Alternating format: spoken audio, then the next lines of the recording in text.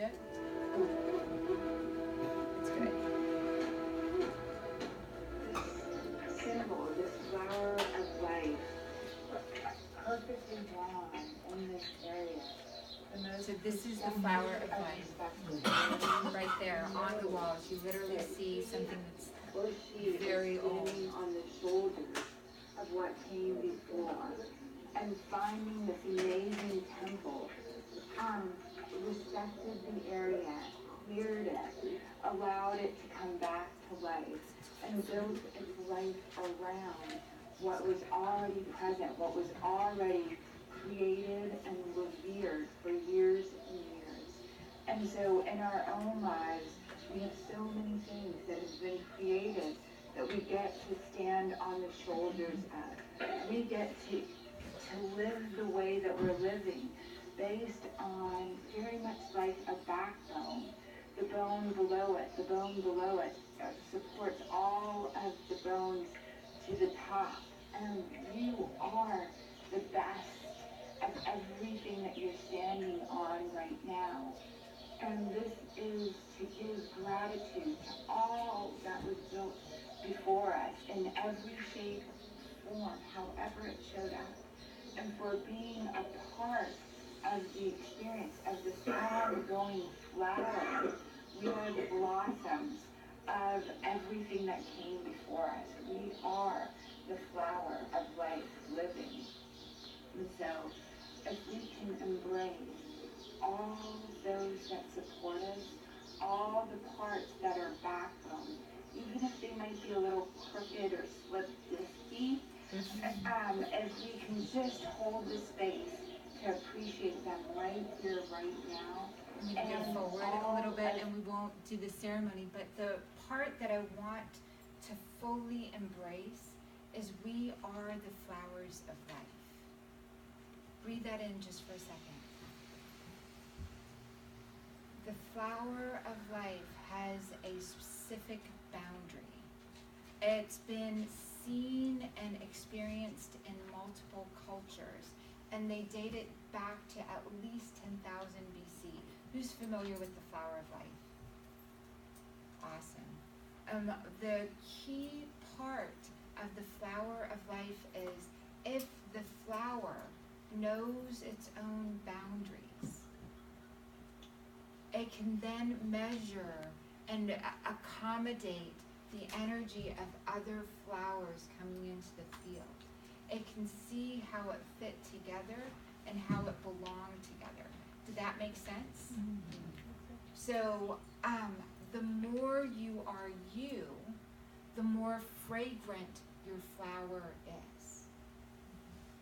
The more fragrant, the more attractive, the more authentic, the more one you are with yourself, the more life aligns itself to you. Breathe that in just for a second. We're here to wake up. This is the umbilical fluid that is in this sacred journey. You are creating borders around yourself. They already exist. You're just becoming more and more aware of them. And today, especially with the position of the sun, the spring equinox, the earth is almost upright with the way that the sun hits us. We rotate. This is where we don't have free will. Take this in just for a second. If you're on this planet, we're going to go around the sun. We're not going to choose not to go around the sun. Our body has to go around the sun. The deeper you go inside yourself, the more free will you have. Your free will is wrapped around each one of your chakra systems, each one of your nerve bundles, each one of your organs, like a planet, until they're fully initiated and activated for you. Did that make sense? Mm-hmm.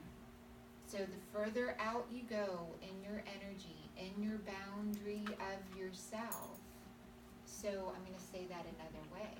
the more you embody who you are on the inside, the greater your boundaries grow on the outside. The more Oprah was Oprah in every room she was in, and she waited patiently and generated from in here, the more the outside aligned to truly see her. Breathe that in for a second.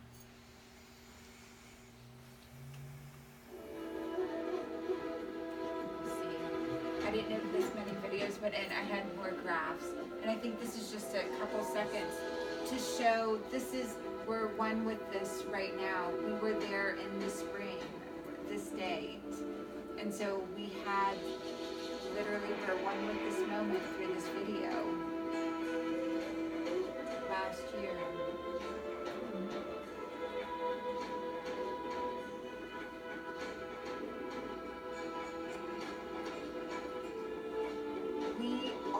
Our body responds to the sun. It makes hormones, it makes chemicals, it realigns itself. Our pineal, this is a very fascinating, again, just a quick video, but this is sacred geometry and your body. The golden key ratio.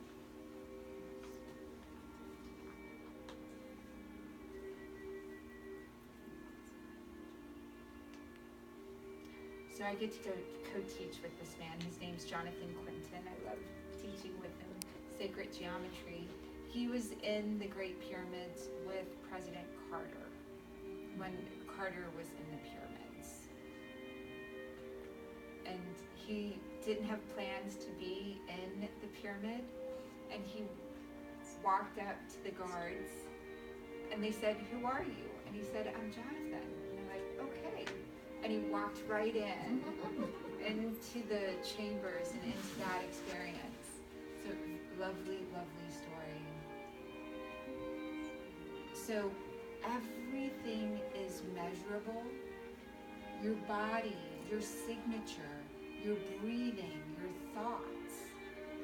Everything is creating a frequency, an energy field.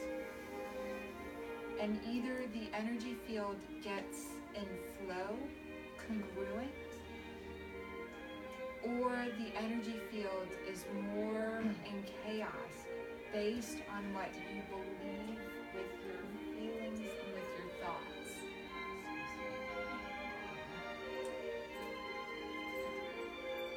It's quite fascinating.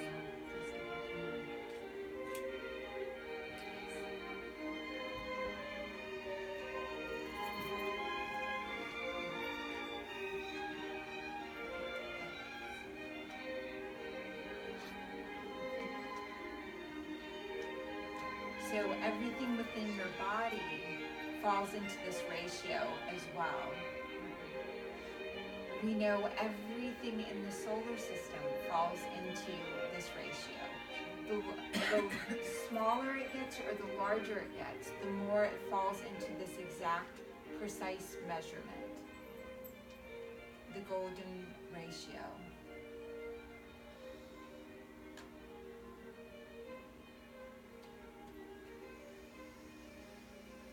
So your thoughts, just like you saw your hands grow, your thoughts generated your body as well, and they're in proportion to each other.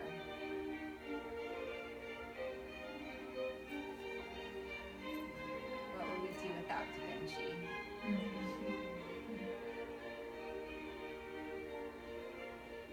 All in perfect proportions. Again, this is to say you are the flower of life.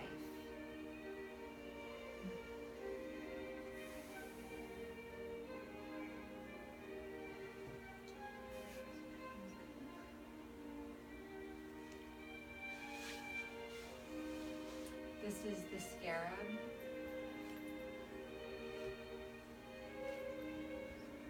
Everything, flowers, everything in life. That old saying, when a butterfly flaps in Japan, it causes a storm here. This is is the science.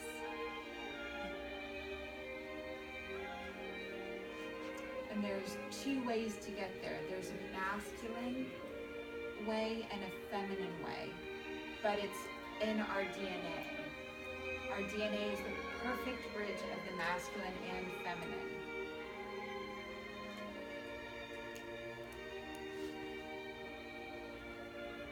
The universe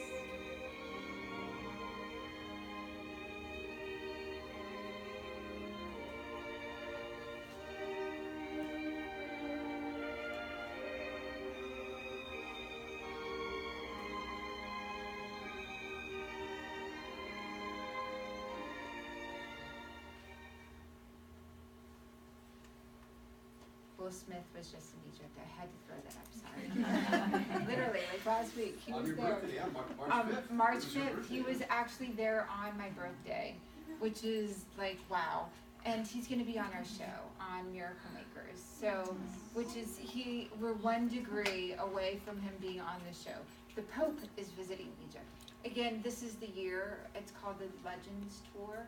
This is, we will give you the contact info if you can't travel with us, but this is the year to go to Egypt. It is a very profound 0-1 year. This is the creation year. It's a reset. The more people that have agreed to be awake in that field, the Pope is going to Egypt. That's all I'm saying. This is, when you are inside, there are no symbols there. Because if you're open and available, the symbols come to you. So I saw the earth opening up. I saw all the beings. I'm looking for somebody that traveled with us to Egypt before. Usually, somebody's usually with us. No one in this trip, but you can, meaning this room, this trip. No one here right now, but you literally experience the past, the present, the future, sound, go through the rituals, all of them that have been held there. You go into the sarcophagus, this amazing, you're 180, you're laying right about here, one with the cosmos. Energy cannot be created nor destroyed. It can only be changed from one form to another. I'm realistic. I expect miracles. Your heart, again, this is the key. Your heart is the key to everything else. Being lit up in your heart. That's what's measured. That's what was valuable. That's what was treasured. Everything else was really taken out. If you want to find the secrets of the universe, think in terms of energy, frequency, vibration. Everything is energy, and that's all there is to it. Match the frequency of the reality you want, and you cannot help but get that reality. It can be no other way. This is not philosophy, this is physics. Who welcomes being the frequency, matching the frequency? That's the trick, right? Yes. That's the trick. And the trick lives in your heart, and it also lives in getting together in powerful groups. We cannot do this alone. Breathe that in for a second. Gandhi did create time. He did. He sewed his own clothes, wrote all of his own correspondence. But the reason he did all that he did is he had a group around him that were generating from here the same reality. Meditation. Hold two of like mind, getting together, co-creating. The more that get together, so every time two people sit down and they start worrying together, and they're acknowledging, so I used to be a jealous wife. I was hormonal and I was jealous. It was really funny. It was, you